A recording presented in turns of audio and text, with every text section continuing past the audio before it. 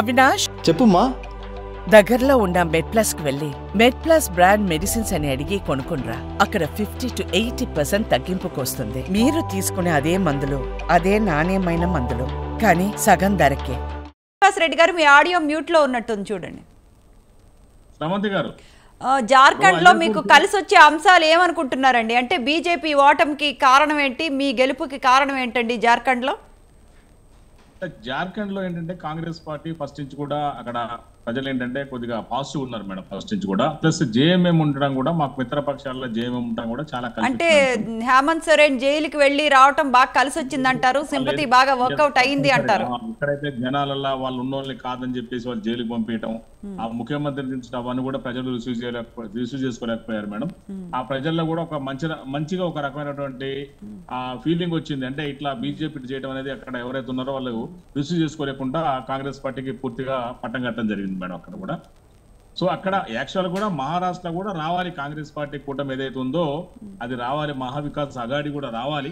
కానీ ఖచ్చితంగా నేను కూడా ఒక సొంతరెడ్డి ప్రేక్షకుల ప్రజానీకానికి ఒక్కటే నేను టీవీ వారి ద్వారా ప్రజానీకం తెలియజేసేది ఏంటంటే, ఎలక్ట్రానిక్ ఓటింగ్ మీద, మిషన్స్ ఏదైనా మీద ఖచ్చితంగా చర్చ జరగాలి దేశవ్యాప్తంగా. దీని మీద నేను చాలా స్పష్టంగా మాట్లాడుతున్నా కావాలని. ఎందుకంటే ఇది చాలా విష పరిణామము ప్రజాస్వామ్యానికి కూడా. ఎందుకంటే ఇది ఒక మహారాష్ట్ర కాదు వాళ్ళు, ఎందుకంటే ఆ దేశంలో, ఇది భారతదేశంలో ఇందాక చెప్పారు ఎనాలిస్ట్ గారు, ఇందాక కంప్యూటర్ సంబంధించిన ఆయన 30% జీడీపీ అంటే అలా ఒక బిజినెస్ క్యాపిటల్ బాంబే కానీ మహారాష్ట్ర ఒక బిజినెస్ అనమాట. అక్కడ అడ్డా అది మహారాష్ట్రలో బాంబే కానీ అవన్నీ కూడా చాలా డెవలప్డ్. ఇక్కడ పట్టణ ప్రాంతం కూడా ఎక్కువ ఉంటుంది ఆ రాష్ట్రం జనరల్ అన్ని పోల్చుకున్నప్పుడు. సో ఇవాళ ఏంటంటే దేశానికి ఏంటంటే ఫ్యూచర్ లో మళ్ళీ బీజేపీ అని ఒక సందేశం రావాలని చెప్పేసి, అంటే వారు చెప్పినట్టు దేశానికి 30% జీడీపీ అక్కడి నుంచి వస్తుంది కాబట్టి ఫైనాన్షియల్ క్యాపిటల్ అయిన మహారాష్ట్ర మీద ఎక్కువ ఫోకస్ చేశారు అనుకుంటున్నారు. ఫోకస్ చేసి టార్గెట్ చేశారు మేడం. టార్గెట్ చేసింది తప్ప వేరే కాదు. ఎందుకంటే ఎక్కడ కూడా అంత దారుణంగా కాంగ్రెస్ పార్టీ కానీ కూటమి మహావికాస్ అఘాడి కూటమి ఓడిపోవడానికి అసలు అవకాశమే లేదు. మేము కూడా దీని మీద ఖచ్చితంగా ఇంటర్నల్ గా మళ్ళీ మేము రిపోర్ట్ తెప్పించుకుంటాం, రాష్ట్ర అధికార ప్రతినిధి ఏం జరుగుతుందని కూడా తెప్పించుకుంటాం. ఎందుకంటే నేను గతంలో కూడా చాలా సార్లు చూశాను ఇక్కడ. నేను ఈజీగా ఏమో నేను ఎలిగేషన్ చేయట్లేదు, ఎందుకంటే దాని ఎలక్ట్రానిక్ ఓటింగ్ మిషన్ మీద ఖచ్చితంగా చర్చ జరగాలనే, దేశవ్యాప్తంగా కూడా చర్చకు దారి తీయాలని కూడా నేను దీని మీద. అంటే శ్రీనివాస్ రెడ్డి గారు, హర్యానాలో చాలా తక్కువ ఎడ్జితో ఓడిపోయిన మీరు మహారాష్ట్ర ఎన్నికలకు వచ్చినప్పటికీ సరిగ్గా ఆత్మ పరిశీలన చేసుకోలేదేమో, సరిగ్గా హోంవర్క్ చేయలేదేమో అని మీకు అనిపించట్లేదా?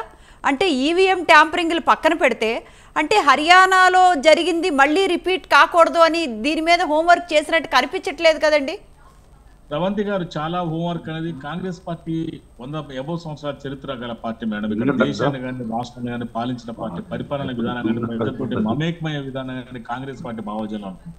ఖచ్చితంగా ప్రజల్లో ఒక్కోసారి జడ్జిమెంట్ ఒక్కోసారి రాంగ్ ఇచ్చినా కూడా మళ్ళీ సరి చేసుకొని ఖచ్చితంగా కాంగ్రెస్ పార్టీ వచ్చింది. ఇది ఒక్కరోజు బీజేపీ లాగా 40 సంవత్సరాల పార్టీ కాదు, పురుగుర్త పార్టీ, చాలా బ్యాక్ పార్టీ. ఎందుకంటే జనాల నుంచి వచ్చిన పార్టీ కాబట్టి అన్ని ఖచ్చితంగా ఉంటాయి. ఇవాళ ఖచ్చితంగా అన్ని చెక్ చేసుకున్న తర్వాత వచ్చింది. వాళ్ళు ఏంటంటే అసలు ఆట నిబంధనలే మార్చారు కదా, ఆట విధానాన్ని మార్చారు.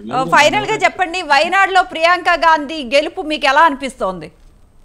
ఖచ్చితంగా చాలా హ్యాపీగా ఉంది మేడం. ఎందుకంటే గెలవడం అనేది ఇక్కడ మీరు ఇందాక చెప్తున్నట్టుగా పాపారావు గారు అన్నట్టుగా ఇన్ఫ్రంట్ ఆఫ్ క్రొకడైల్ ఫెస్టివల్ ఖచ్చితంగా పార్లమెంట్ లో అన్న చెల్లెలు గాని ఎవరైనా కావచ్చు, వాళ్ళిద్దరు కూడా, రాహుల్ గాంధీ గారు, ప్రియాంక గాంధీ గారు ఖచ్చితంగా మోడీ గారు చేసే ప్రజా వ్యతిరేక విధానాన్ని వాళ్ళు ఖచ్చితంగా ప్రశ్నిస్తారు.